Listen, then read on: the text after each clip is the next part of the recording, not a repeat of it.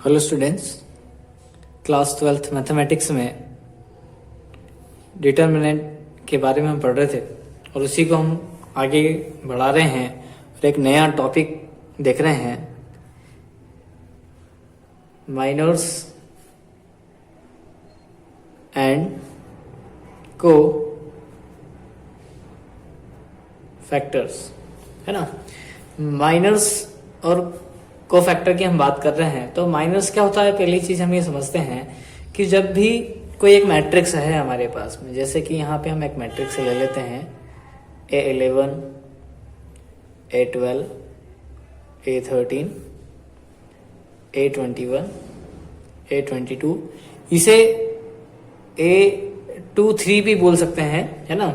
A31 इस तरीके से भी आप बोल सकते हैं, A32 एंड A33 ये दिया है। अब जैसे हम माइनर्स की जब बात करते हैं तो माइनर्स, जैसे कि हमको किसका माइनर फाइंड करना है, A11 का। किसका? A11 का फाइंड करना है। तो आप सिंपल सा A11, तो जिस भी आप एलिमेंट का आप माइनर फाइंड करना चाह रहे हैं उसी का रो और उसी का कॉलम आप छोड़ देंगे, उसी का रो और उसी का कॉलम आप छोड़ देंगे। जैसे हमें A11 करना है, किसका फाइंड करना है, A11 का। तो आप देखेंगे तो ये पूरी की पूरी रो यहाँ छूट जाएगी और यहाँ पे इस पूरे ये जो पूरा है यहाँ का छूट जाता है। तो क्या बच रहा है, A22, A23, A32 और A33। अब ये जो यहाँ पे जो आप देख पा रहे हैं कि ये जो वैल्यू हमारे पास यहाँ पे जो 5-6 लोग जो यहाँ बचे, ये जो 4 बच रहे हैं, 4 एलिमेंट जो हमारे पास बच रहे हैं, जब आप इन्हें सॉल्व करेंगे तो जो आंसर आएगा वही आपका माइनर कहलाएगा, जिसे हम M11 से डिनोट कर सकते हैं। यहाँ पे यदि हम ये जो माइनर फाइंड कर रहे हैं किसका, A11 का, यदि A11 का यदि आप माइनर फाइंड कर रहे हैं तो उसके लिए आप किससे डिनोट कर सकते हैं, A11 से हम उसे क्या कर सकते हैं, डिनोट कर सकते हैं। ठीक है। तो इसी तरीके से जब हम बात करते हैं माइनर ऑफ 2 3 की बात कर लेते हैं। तो 2-3, जब हम 2-3 की जब हम बात कर रहे हैं तो जो इसी का रो, ये जो रो है ये पूरी की पूरी रो और ये पूरा का पूरा कॉलम यहाँ छूट जाएगा। तो हमारे पास क्या बच रहा है, ये 4 एलिमेंट यहाँ बच रहे हैं, A11, A12, A31 और A32, ये यहाँ पे हमारे पास बच रहा है। जब हम इसे सॉल्व करते हैं तो जो आंसर आएगा वो क्या होगा, M23 होगा। मतलब हम ये बोल सकते हैं कि ये क्या है, माइनर है। जैसे कि AIJ एक सिंपल सा फार्मूला है, AIJ मतलब कि यहाँ पे A जो है वो रो को डिनोट करेगा और J जो है वो कॉलम को डिनोट करेगा। AIJ का जो मेंबर है, ये एक मेंबर है, इसका जो माइनर होगा उसे हम किससे डिनोट कर सकते हैं, इसके माइनर को डिनोट करने के लिए MIJ। जैसे कि हमारे पास है A23 है तो इसका माइनर क्या होगा, M23 होगा। अब यहाँ पे हम सीख चुके हैं ये। अब हम बात कर रहे हैं कोफैक्टर्स की। किसकी बात कर रहे हैं, कोफैक्टर की। तो कोफैक्टर जो है उसके लिए आपको सिंपल सा एक फार्मूला यहाँ पे हमारे पास में है, किसके लिए, कोफैक्टर्स के लिए। कोफैक्टर्स के लिए एक फार्मूला है, कोफैक्टर को A से डिनोट करते हैं तो AIJ is equal to minus I plus J MIJ। ठीक है, ये सिंपल सा यहाँ पे फार्मूला दिया हुआ है। इसी फार्मूले के थ्रू हम किसको, को फैक्टर को हम फाइंड करेंगे। तो हम एक छोटा सा क्वेश्चन देखेंगे, उसी से हम इसे जल्दी से समझ पाएंगे और इसे सॉल्व कर पाएंगे। तो क्वेश्चन देखते हैं, find the minor and cofactor. क्या फाइंड करना है आपको, माइनर्स हमें क्या करना है, फाइंड करना है, माइनर्स एंड को फैक्टर्स हम फाइंड कर रहे हैं। किसका फाइंड करना है, देखें उसके एलिमेंट क्या है। यहाँ पे एक छोटा सा क्वेश्चन ले रहे हैं अभी हम, है ना। इसके बाद हम 3x3 का देखेंगे। अभी ये 2x2 का है ना, 2 रो 2 कॉलम का है ये। ऐसे सॉल्व करते हैं तो माइनस फाइंड करते हैं। तो M11, तो M11 फाइंड कर रहे हैं तो A11 का A11 ये रहा, ये A11 होगा। A11 में रो और ये कॉलम, ये यहाँ से ये पूरा ये वाला पार्ट और ये वाला पार्ट छूट जाएगा, तो कौन बच रहा है? केवल 3। तो डायरेक्ट आप लिख सकते हैं 3। M12 की बात करते हैं। M12 क्या है? Minor of A12। तो A12 कौन है? ये रहा। अब A12 जो है इसका ये पूरा का पूरा रो और ये पूरी की पूरी कॉलम छूट जाएगी, तो आपके पास में एक एलिमेंट यहाँ पे कौन बच जाएगा? 4 बच जाएगा। तो इसे हम क्या लिख देते हैं? M12 कितना हो गया? 4 हो चुका है। ठीक है, अब हम बात कर रहे हैं किसका? M21 या M21 की बात करें। M21 कौन है? 4 है। अब 4 एलिमेंट यहाँ पे इसका पूरा कॉलम और ये पूरी रो छोड़ दी हमने, तो कौन बच गया है? -2 आ जाएगा। अब हम देखें आगे, M11, 12, 21 और अब आएगा 22 मतलब कि ये, तो ये पूरा कॉलम और ये पूरी रो, तो कौन बच जाएगा? यहाँ पे 1 आ चुका है।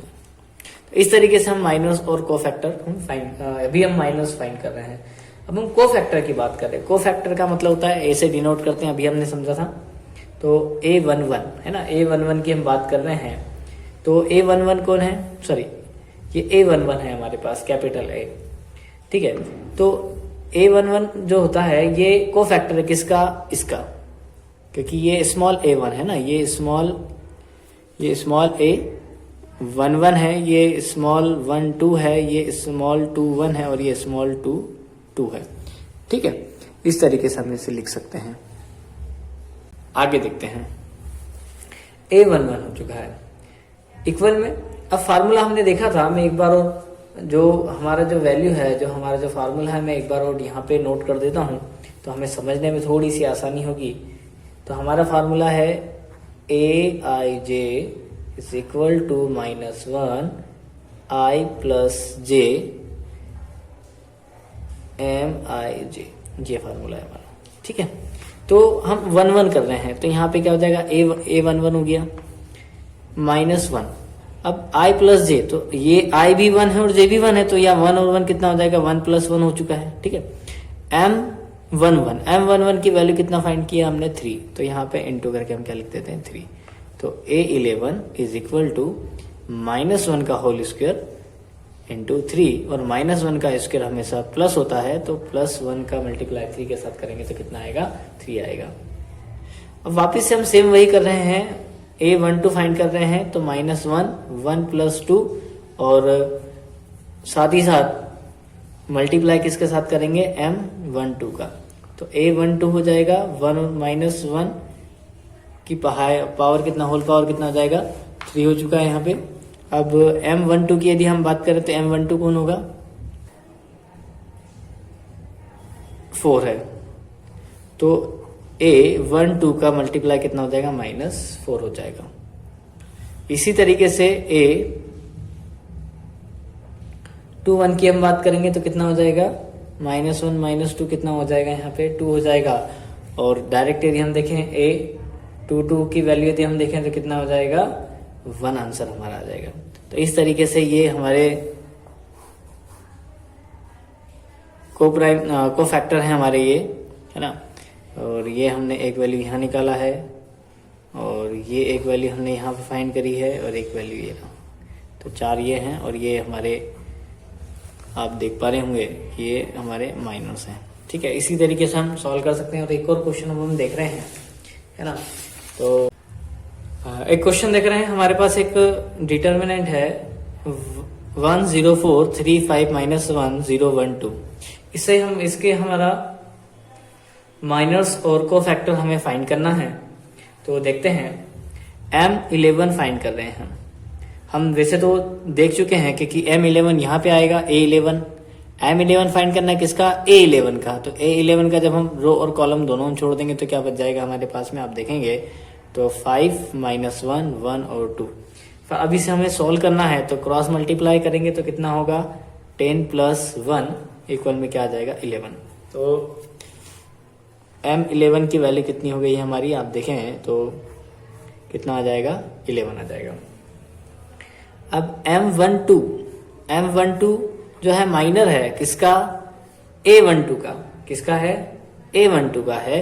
तो ये पूरा रो और ये पूरा कॉलम छोड़ने पे हमारे पास क्या बच रहा है, 3 - 1 0 और 2। जब इसे सॉल्व करेंगे तो क्या आएगा, 6 - 0 = 6। ये किसकी वैल्यू है, M12 की है।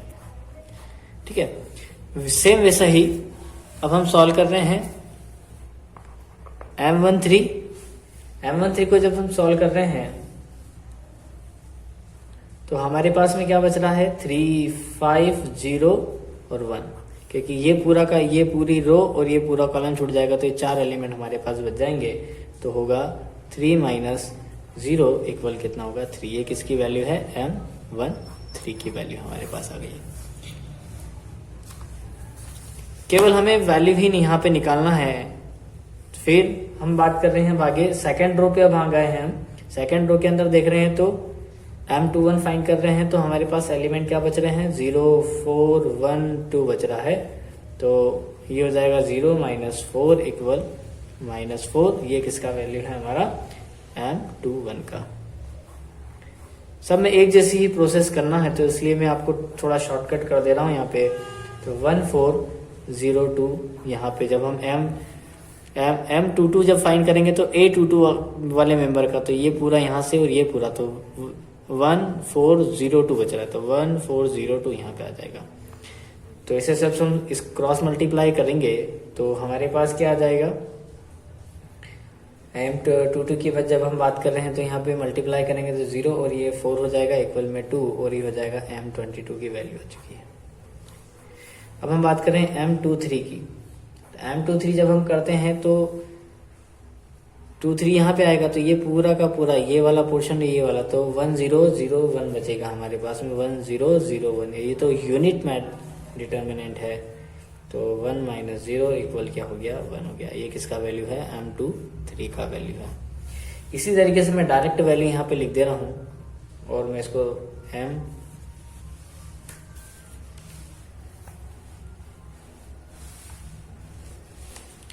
इसी तरीके से M31 की वैल्यू -20 आएगी और M32 की वैल्यू हमारी -13 आएगी और M33 की हमारी जो वैल्यू है वो कितना आएगा, 5 आएगा।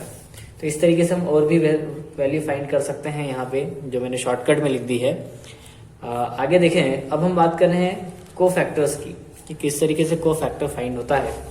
तो कोफैक्टर हम इसी का फाइंड कर रहे हैं। तो मैं यहाँ पे 3 फाइंड कर रहा हूँ, बाकी के मैं डायरेक्ट यहाँ पे नोट कर दे रहा हूँ। तो आप इसे सॉल्व करें और साथ में इसके प्रैक्टिस करें। तो यहाँ पे देखेंगे कैपिटल A11 फाइंड करना है तो -1 इन दोनों को प्लस करेंगे तो 1 + 1 हो जाएगा और M11 देखना है। तो M11 की वैल्यू कितनी है, पहले तो -1 की पावर कितनी हो जाएगी, 2। तो किसी भी नेगेटिव नंबर की यदि पावर इवन होती है तो उसका आंसर हमेशा पॉजिटिव आता है। तो 1 × 11 कितना हो जाएगा, क्योंकि M11 की वैल्यू 11 है तो कितना हो जाएगा, 11। फिर A12 की जब हम बात करेंगे तो -1 1 + 2 हो जाएगा, क्योंकि 1 और 2 को प्लस करना है और M क्या हो जाएगा, 1, 2। अब कोई भी नेगेटिव नंबर की पावर यदि ओड होती है तो उसका आंसर काय में आता है, माइनस में आता है। और M12 की वैल्यू हमारे पास कितनी है, 6 है। तो आंसर कितना आ जाएगा, -6 हो जाएगा। अब हम बात करें A13 की तो -1 कितना हो जाएगा, 1 + 3 M13 की वैल्यू कितना है हमारा, 3 है। और कोई भी नेगेटिव नंबर की पावर यदि नेगेटिव होती है, कोई भी नेगेटिव नंबर है उसकी पावर यदि इवन है तो आंसर हमेशा पॉजिटिव आता है। तो कितना हो जाएगा, 3 हो जाएगा। तो इसी तरीके से हम बाकी भी वैल्यू को क्या कर सकते हैं, फाइंड कर सकते हैं। मैं यहाँ पे डायरेक्ट मल्टीप्लाई करके लिख दे रहा हूँ। M21 -4 हो जाएगा ये, और A22 की जो वैल्यू है वो हो जाएगी हमारी 2, और A23 की जो वैल्यू है वो -1, A31 की वैल्यू हो जाएगी -20,